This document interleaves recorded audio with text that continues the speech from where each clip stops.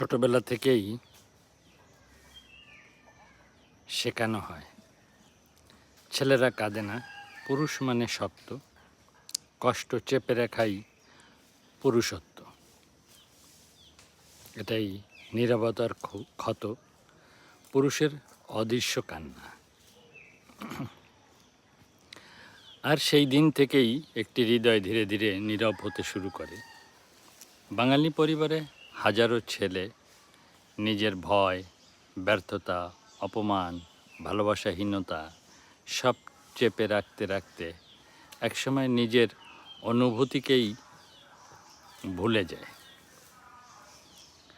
মনোবিজ্ঞান বলছে, দীর্ঘদিন আবেগ চেপে রাখলে মানুষের ভিতর জমে যায় মানসিক চাপ, বিষণ্ণতা, রাগ, আত্মঘৃণা।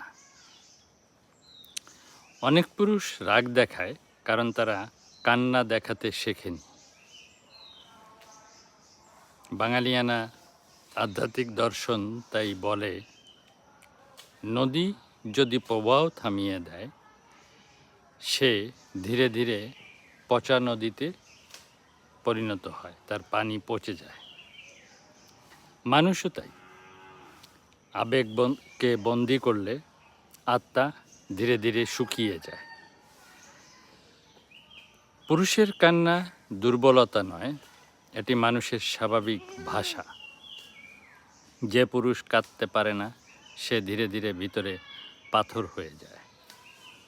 বাঙালিয়ানা দর্শন শেখায়, মাটি যেমন বৃষ্টি গ্রহণ করে, মানুষের মনও তেমনি অনুভূতি প্রকাশ চাই। নীরবতা সবসময় শক্তি নয়, অনেক সময় নীরবতা অদৃশ্য ক্ষত। সমাধান শুরু হতে পারে খুব ছোট কিছু থেকে।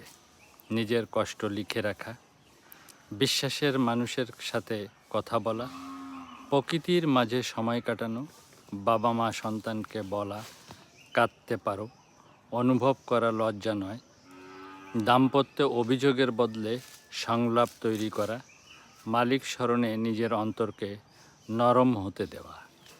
কারণ পাথর শক্ত হতে পারে, কিন্তু জীবন জন্মায় নরম মাটিতে।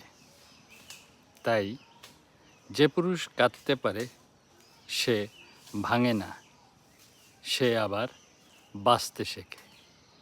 তো ধন্যবাদ। ভালো লাগলে ভিডিওটি শেয়ার করে দেবেন এবং সাবস্ক্রাইব করে পাশে থাকবেন।